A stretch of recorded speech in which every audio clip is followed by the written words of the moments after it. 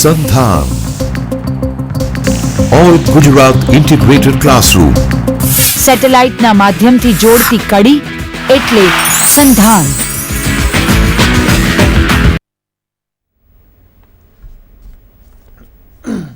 તો દર્શક મિત્રો, યુપીએસસી પરીક્ષાના અભ્યાસક્રમ માટેના જે કાર્યક્રમ છે એના માટે આપનું હાર્દિક સ્વાગત છે. ગયા મંગળવારે આપણે જે મુદ્દાની ચર્ચા કરી હતી, ગયા અઠવાડિયે આપણે કરંટ અફેરના મુદ્દાની આપણે શરૂઆત કરી હતી અને એમાં વાત કરી હતી કે જે દેશનું સંરક્ષણ ક્ષેત્ર છે એનું શું મહત્ત્વ છે અને સંરક્ષણ ક્ષેત્રે અત્યારે હાલમાં શું ક્રાંતિકારી પરિવર્તનો આવી રહ્યા છે. દેશની અંદર જે સંરક્ષણનો વિકાસ થઈ રહ્યો છે એના વિશે આપણે ખૂબ સુંદર ચર્ચા કરી હતી. સૌથી પહેલાં આપણે જે વાત કરી હતી એમાં દેશની અંદર જે સંરક્ષણનો વિકાસ થઈ રહ્યો છે એમાં જે ખાસ કરીને અત્યારે આધુનિક મિસાઇલોનો વિકાસ થઈ રહ્યો છે એના વિશે વાત કરી હતી.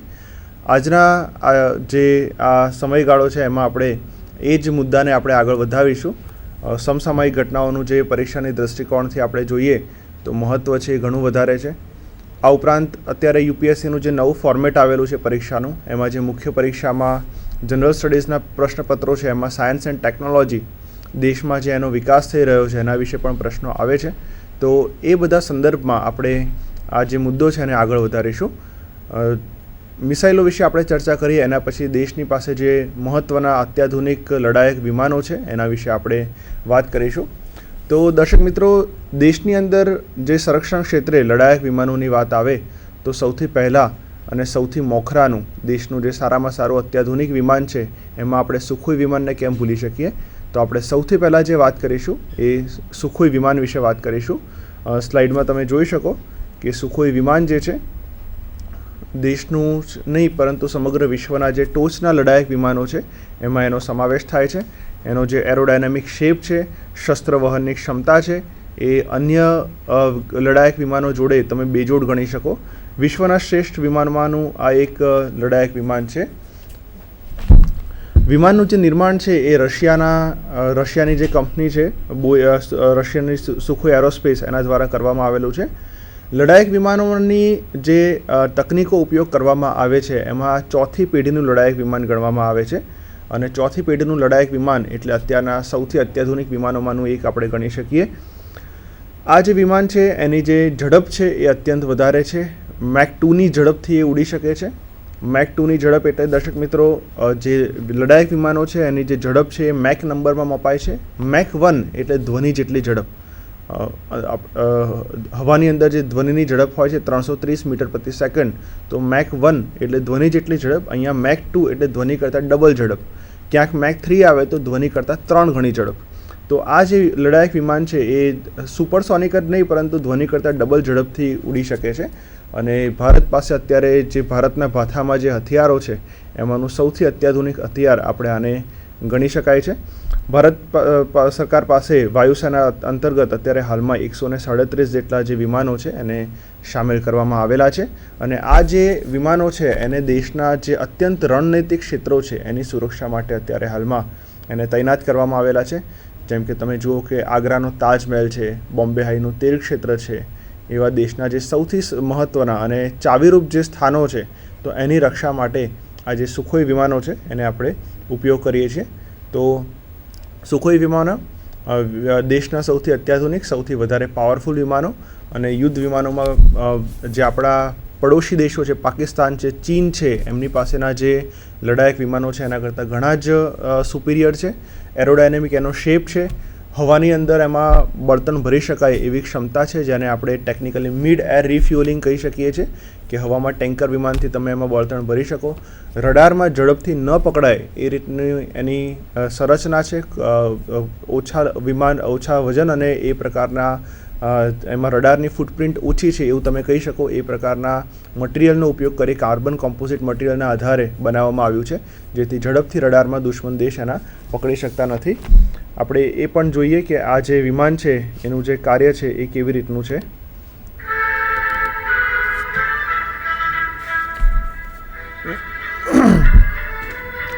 સુખોઈ વિમાનનો એક તમે ટેસ્ટ ફ્લાઇટ જોઈ રહ્યા છો અત્યારે.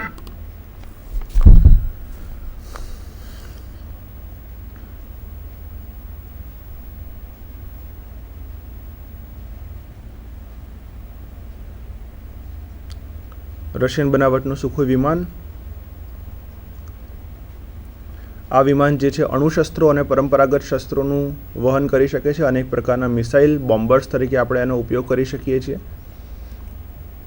પ્લસ એનો જે એરોડાયનેમિક શેપ છે એની ક્ષમતા એ રીતની છે કે જો આ વિમાનની પાછળ કોઈ વિમાન આવતું હોય તો 90 ડિગ્રીથી વધારે પાછળ તરફ ટર્ન કરી અને એ મિસાઇલ ફાયર કરી શકે છે. એટલે જે વિમાનોની જે ડોગ ફાઇટ તમે કહી શકો એના માટેના શ્રેષ્ઠ લક્ષણો આ વિમાનમાં તમે જોઈ શકીએ.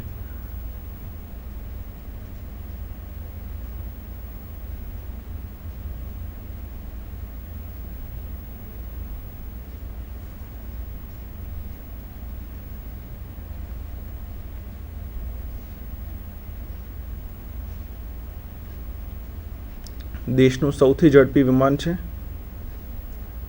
અને વિશ્વના જે શ્રેષ્ઠ લડાયક વિમાનો છે એમાંની એની ગણના થાય છે. તમે જુઓ એ કેટલું હદે એનો જે ટર્ન છે ટોપ એ ઘણો સારો એવો કરી શકે છે અને પાછળની તરફ પણ શસ્ત્રોને એ ફાયર કરી શકે છે અને આ પ્રકારની ક્ષમતા બહુ જ ઓછા લડાયક વિમાનોમાં હોય છે.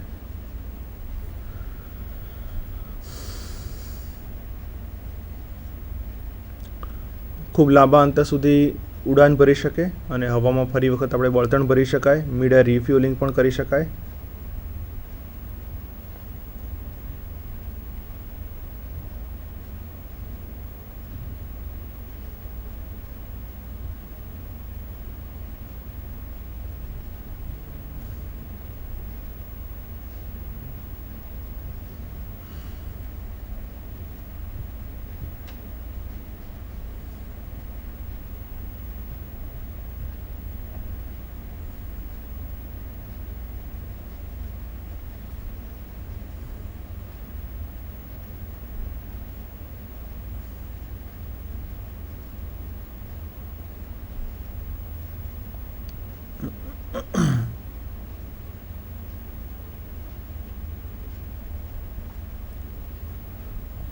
પેરાશૂટને આધારે લેન્ડિંગ કરી શકે છે જેથી ટૂંકા અંતરના રનવેમાં પણ એ સફળતાથી લેન્ડ થઈ શકે એ પ્રકારની એની ક્ષમતા છે. તો આ હતું મિત્રો આપણે સુખોઈ વિમાન. સુખોઈ વિમાન પછી આપણે વાત કરીએ તો એના પછીનો જે મહત્ત્વના વિમાનોની આપણે વાત કરી શકીએ તો એમાં આપણે સ્વદેશી બનાવટના વિમાન વિશે કેમ ભૂલી શકીએ. મિત્રો સુખોઈ વિમાન છે એ અત્યાધુનિક વિમાન છે પણ એ આયાત કરેલું વિમાન છે. જ્યારે દેશમાં બનેલું કોઈ શ્રેષ્ઠ લડાયક વિમાન હોય તો એની આપણે જો વાત કરીએ તો LCA જેને આપણે લાઇટ કોમ્બેટ એરક્રાફ્ટ તરીકે ઓળખીએ છીએ, હળવા લડાયક વિમાન, એનો જે પ્રોજેક્ટ છે એને આપણે તેજસ તરીકે પણ ઓળખવામાં આવે છે. જે વિમાન છે એ તમે જોઈ શકો LCA લાઇટ કોમ્બેટ એરક્રાફ્ટ. અને ત્યાર પછી આનો જે પ્રોજેક્ટ આગળ વધ્યો ત્યારે પ્રધાનમંત્રી શ્રી અટલ બિહારી વાજપેયીએ એનું ગુલામનું નામ આપ્યું તેજસ. તો સ્વદેશી બનાવટના શ્રેષ્ઠ વિમાનો તમે એને ગણાવી શકો. ચોથી પેઢીનું લડાયક વિમાન છે જેમ આપણે સુખોઈ જોયું. અને ભારતના જે લશ્કરમાં જે વાયુસેનાની પાસે જે અત્યારે હાલમાં યુદ્ધ વિમાનો છે એમાં મિગ વિમાનો આપણે ઘણા સમયથી જોઈએ છીએ કે ઘણા સમયથી જૂના થઈ ગયા છે.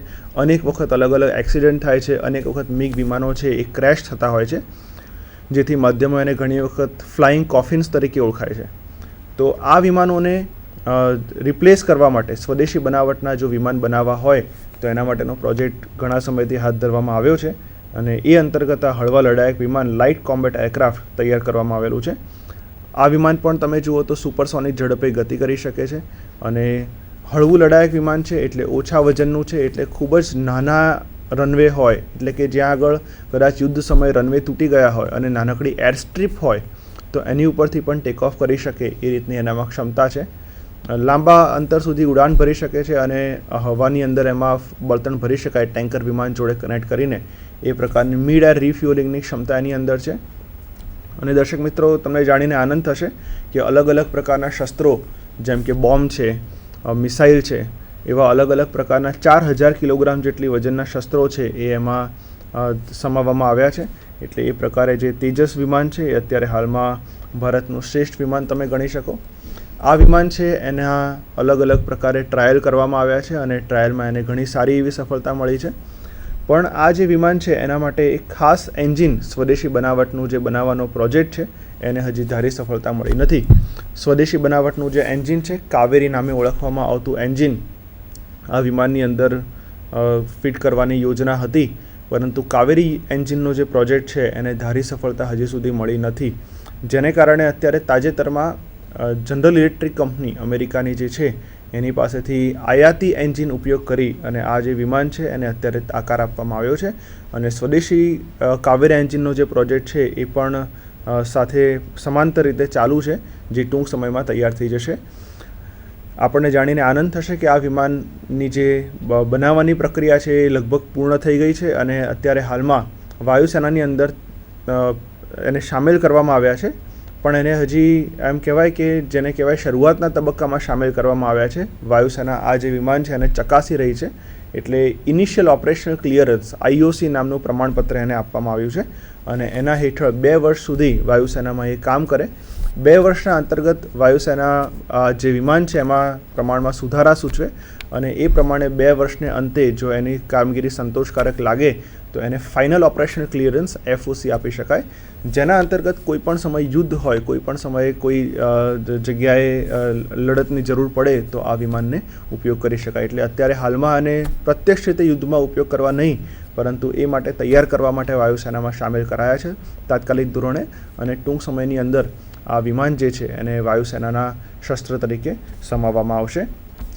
અન્ય મહત્ત્વની વસ્તુ એ છે કે આ જે વિમાન છે એના અત્યારે હાલમાં તમે એમ કહી શકો કે મોટાભાગના જે પુર્જાઓ છે એ સ્વદેશ નિર્મિત છે અને આ જે સમયગાળો છે એની અંદર આગામી એકાદેક વર્ષની અંદર DRDOની એવી તૈયારી છે કે એકાદેક વર્ષની અંદર એની જે સંપૂર્ણ પુર્જાઓ છે એ સ્વદેશ નિર્મિત કરી દેવાશે. 60% જેટલા પુર્જાઓ, કેટલાક ઇલેક્ટ્રોનિક સરંજામ વગેરે જે છે એ એની લાઈફ ટાઈમ માટે આયાતી રહેશે, પણ બાકીના જે મોટાભાગના પુર્જાઓ છે એ ભારતીય બનાવટના એમાં બનાવવામાં આવશે. આ ઉપરાંત આપણે જે વિમાનવાહક જહાજો નૌકાદળ દ્વારા ઉપયોગ કરવામાં આવે છે એમાં પણ આ વિમાન બહુ જ અસરકારક સાબિત થઈ શકે છે. એટલે જે વિમાનવાહક જહાજ હોય છે એમાં પણ આ જે વિમાન છે એનો ઉપયોગ કરી શકાય. એટલે આની જે નૌકાદળ માટેની ખાસ આવૃત્તિ છે એ તૈયાર કરવામાં આવે છે.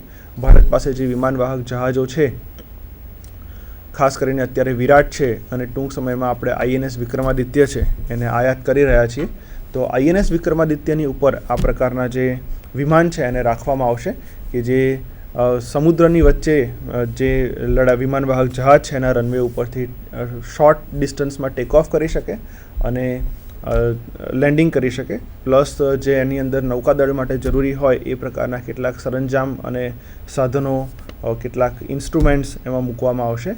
તો એ રીતે જે તેજસ છે એની નૌકાદળની આવૃત્તિ પણ ટૂંક સમયમાં તૈયાર થઈ જશે. તો ભારત અત્યારે હાલમાં જે વિશ્વનો સૌથી મોટો શસ્ત્રોની આયાત કરતો દેશ છે એ સ્વદેશીકરણની દિશામાં ખૂબ ઝડપથી આગળ વધી રહ્યો છે અને જે state of the art technology છે એમાં આપણે અત્યારે ઘણા ઝડપથી આગળ વધી રહ્યા છે. આ જાણીને આપણને ઘણો આનંદ થાય. એના પછી આપણે આગળ વધીએ અને એના પછી આપણે નવા વિમાન વિશે વાત કરીએ. એના પછીની જે આપણે વાત કરીશું એ છે રાફેલ વિમાન. અત્યારે હાલમાં સમસામયિક દૃષ્ટિકોણથી આપણે પરીક્ષાલક્ષી જો માહિતીની વાત કરીએ તો રાફેલ વિમાન અચૂક રીતે આપણને પરીક્ષામાં ઉપયોગી બની શકે, પ્રશ્નો આવી શકે, કારણ કે ભારત સરકારે તાજેતરમાં સૌથી લેટેસ્ટ ખરીદેલા શસ્ત્રોમાં આ જે રાફેલ વિમાનો છે એનો સમાવેશ થાય છે. ફ્રેન્ચ બનાવટના આ જે વિમાનો છે, ભારત સરકારે ખૂબ મોટો શસ્ત્રનો જે સોદો છે આ ફ્રેન્ચ સરકાર સાથે કરેલો છે અને 126 જેટલા રાફેલ વિમાનો જે છે એ ભારત સરકાર દ્વારા ખરીદવામાં આવશે. આને આપણે મીડિયમ મલ્ટીરોલ કોમ્બેટ એરક્રાફ્ટ તરીકે ઓળખીએ છીએ અને આ જે વિમાનો છે ફ્રાન્સની કંપની છે ડસોલ્ટ એરોસ્પેસ એના દ્વારા બનાવવામાં આવેલા વિમાનો છે. અને આ જે વિમાનો છે એ જે ભારતીય વાયુસેના છે એના જે MiG વિમાનો છે, MiG-29 છે, MiG-27 છે, એ વિમાનોને રિપ્લેસ કરશે અને એની જગ્યાએ આપણે એનો ઉપયોગ કરીશું. એટલે એક સાથે 126 જેટલા વિમાનોનો જે ઓર્ડર છે અત્યારે આપણે ડસોલ્ટ એરોસ્પેસને આપેલો છે. વિમાનોની ક્ષમતાની જો આપણે વાત કરીએ તો એની જે ક્ષમતા છે ઘણી સારી છે. આપણે જોઈ શકીએ કે જે ઝડપ છે ખૂબ વધુ ઝડપથી ઉડાન ભરી શકે છે. મેક 1.8 જેટલી જે ઝડપ છે આ વિમાનો હાંસલ કરી શકે છે. મેક 1.8 એટલે આપણે જેમ આગળ વાત કરી ધ્વનિની ઝડપ કરતાં 1.8 ગણી ઝડપ, એટલે ઘણી સારી એની ઝડપ કહી શકીએ આપણે. અને જે કહેવાય કે 3700 કિલોમીટરના અંતર સુધી એ હુમલો કરી શકે છે. અલગ અલગ પ્રકારની મિસાઇલો, અલગ અલગ પ્રકારના શસ્ત્રો, બોમ્બ વગેરેથી સજ્જ કરી શકાય છે. અણુ હુમલા માટેની પણ એનામાં સક્ષમતા છે.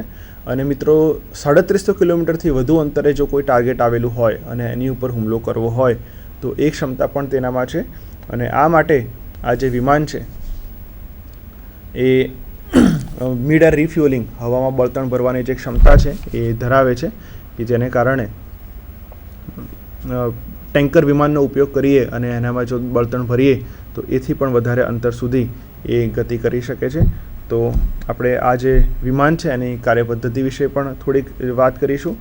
આપણે જોઈએ કે આ જે વિમાન છે એ કેવી રીતે કામ કરે છે.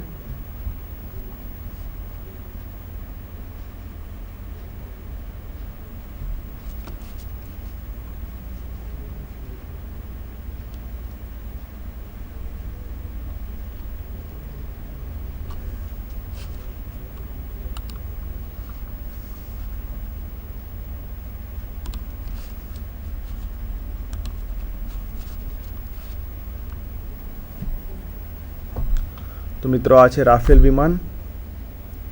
એની ટેસ્ટ ફ્લાઇટ તમે જોઈ શકો, એના ભાથામાં અનેક પ્રકારના હથિયારોથી સજ્જ છે. આગળ જે પાઇપ બતાવવામાં આવી છે મિડ એર રિફ્યુઅલિંગ માટે ઉપયોગ કરી શકાય એમ હોય છે. સંપૂર્ણ બોડી છે, એકદમ એરોડાયનામિક શેપ ધરાવે છે.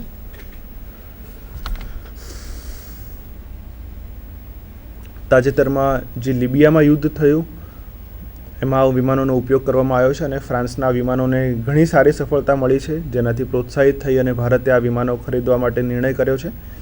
વિમાનો જે છે આની બીજી ખાસિયત એ છે કે જે વિમાનો આપણે ખરીદીએ છીએ એના